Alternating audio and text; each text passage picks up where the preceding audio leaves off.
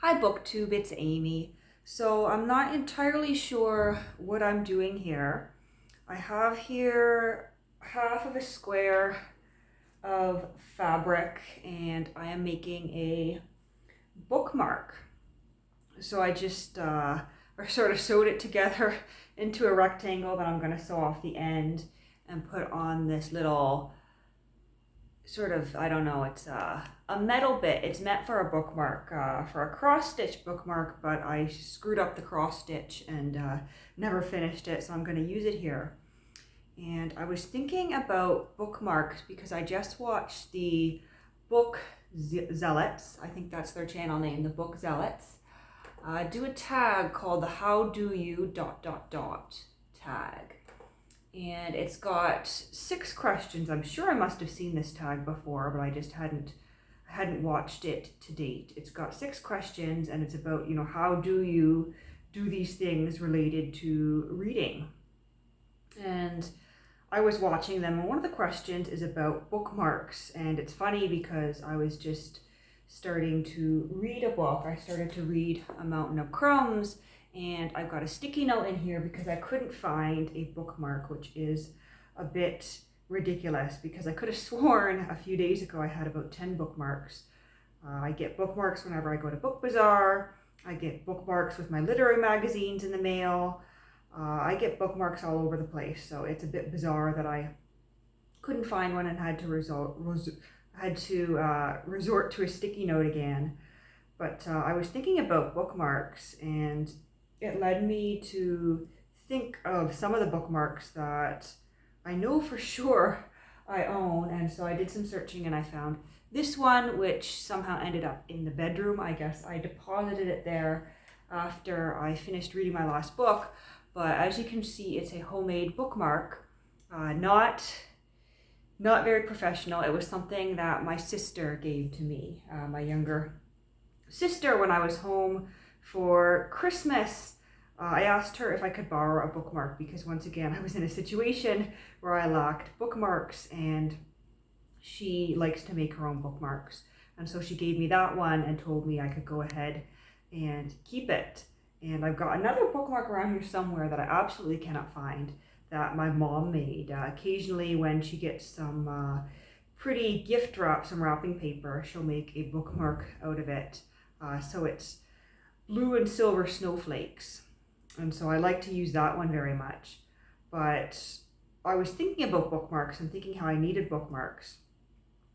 And I thought of this fabric, which has a story to it. It looks like just an old scrap of fabric, and actually it's from a quilt that I owned as a child, and it's sort of like a sweatshirt material, those cozy, like a cozy hoodie material, a cozy oversized 1990s sweatshirt. That is the sort of material that it feels like, and it was the coziest quilt. A few of the squares were this floral material, but some of the squares were a dark teal. There was a sort of aqua color. There was a deep purple about the color of this thread that I've selected here. And there was some pink as well, but it was a very treasured quilt that an older lady from the church I went to growing up made for me when I was very young. I think I probably got it as a toddler because it was a quilt that I recalled having all my life, and it's just something she did. She made quilts for a lot of people in the community, for a lot of children, and she can't quilt anymore, but she's in her 90s, and she's still going about doing things for the community that, some women 20 years younger than her are no longer able to do. And so she's quite blessed and lucky in that regard in terms of her health. But it's funny because I treasured this quilt all my life, partly because she was the one who made it, and partly because it built up sentimental value for me throughout my life. But she didn't even recall that she'd made it for me when I brought it up in conversation about 5 years ago. And she said, "Oh, I must have. I made like a lot of quilts for people."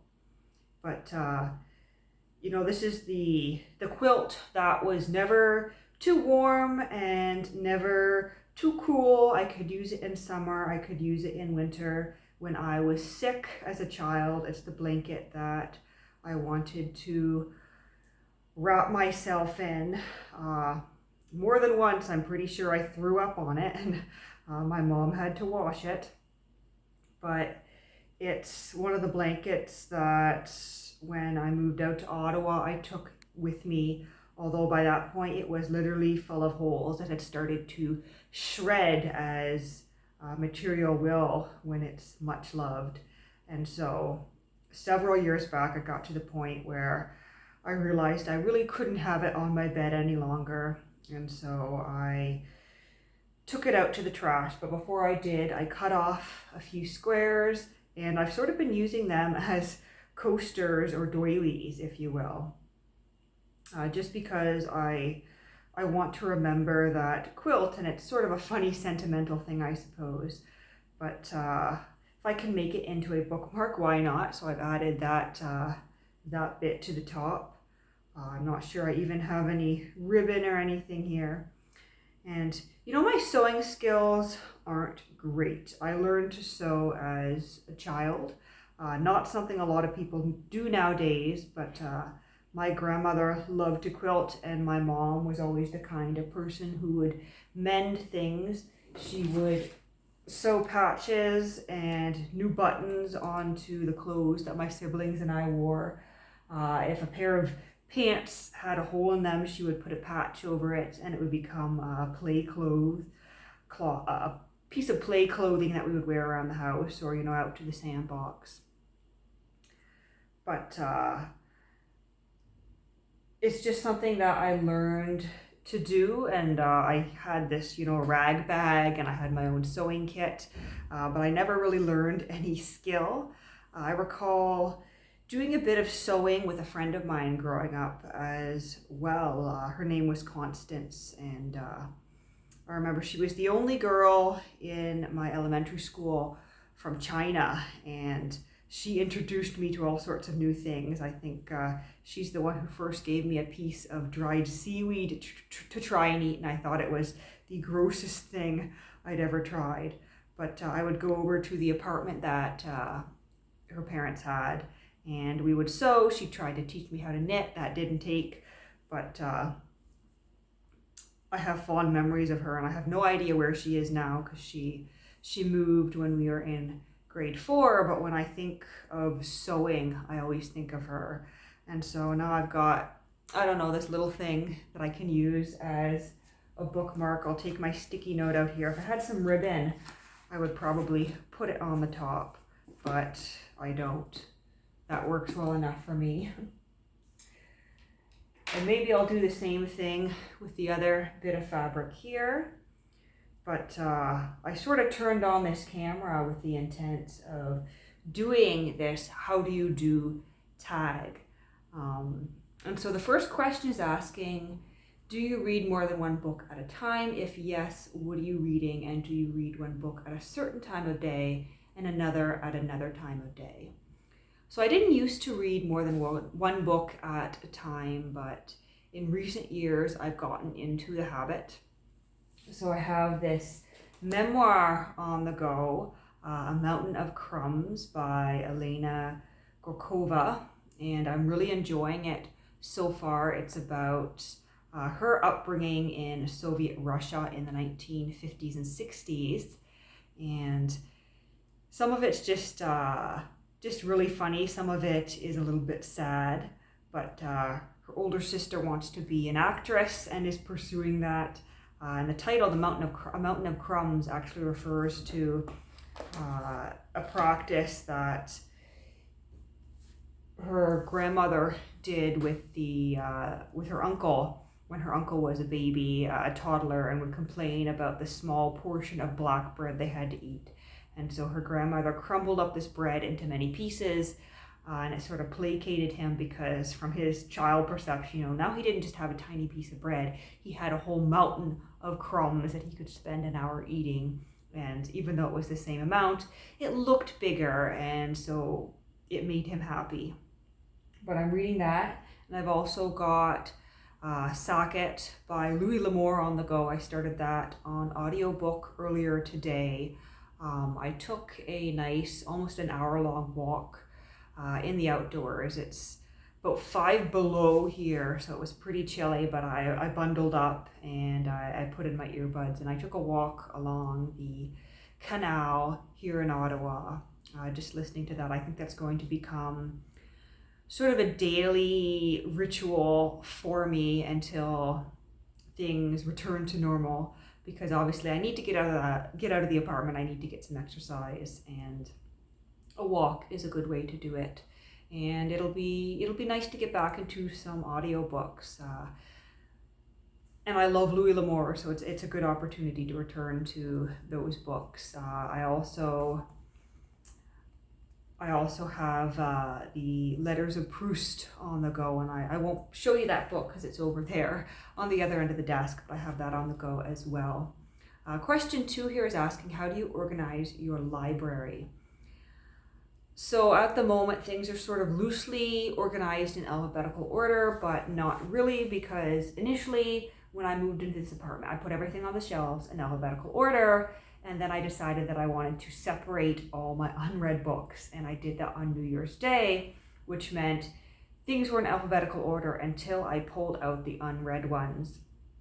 And I did try to keep things sort of in order, but then of course, when I emptied the shelf and put the unread ones on there were the read ones that had to be reintegrated back into the rest of my library. And so those sort of got shoved in wherever based on my laziness. So just sort of haphazardly, not too concerned where things are, because I have a pretty good memory, and regardless of what order they're in, I can find them quite easily. So question 3 asks, do you ever get the urge to reorganize your library in a different way? All the time. I was sort of fighting the urge the last couple of days to reorganize all the furniture in this main room of my apartment, mainly because of the way the sun is hitting. And so I thought, I'd like to move my desk so I don't get that hot morning sun, because it's hard to work there now that I'm working from home every day. And of course, if I do that, then the books have to move. But if I move the books end up in the bright sunlight. And if I move the desk and the books, then I need to move the chair. But if I need to move the chair, then I need to move the table next to me. And I don't want to move the table next to me because I have my Wi-Fi modem on the bottom, because it's plugged into the outlet in the wall below there. So it just gets very, very complicated, and I will probably do something completely stupid at some point at midnight, and midnight someday while I'm stuck in this apartment, and I'll just pull everything off and reorganize, and we'll see where that gets me. But I do often have the urge to reorganize the books. I usually get exhausted halfway through and wish I hadn't done it. So I'm sort of resisting that urge at the moment. We'll see how bored I get. Question 4 says, who's your favorite small/finer press publisher? So I'm not sure about this. Yeah, I don't know, because I often buy older books, and I'm not too concerned with the publishers. I don't really have an answer to this at this point, so I will just skip that one and go about my way. Question 5, can you recall every book you have in your library, or are there books you find in yourselves that seem to have just showed up? No, nothing has ever just shown up. When I look at a book, I typically can recall not only that I have it, but also where I bought it, and typically approximately how long it's been on my shelf. I have a good memory for things like that. And then 6 says, do you collect bookmarks, which is what inspired me to think about bookmarks here and to talk a bit about bookmarks. I don't know where all the bookmarks go. I swear I had a dozen next to me on the table last week, and I have no idea what happened to them. They're just disappearing, but I collect them in the sense that they're useful, but I don't go out of my way to get a bookmark because it's a cool bookmark. They're something useful to me, but if they have a bit of sentimental value to them, then why not? Such as this one and the one that I just crafted here myself. And as you can see, I have absolutely no talent when it comes to crafting, but that doesn't matter because it's a bookmark just for me. So I don't know, I hope you enjoyed this little chat here, this little tag. I guess I will return to my reading and to finishing this cup of hot chocolate I've got on the go here.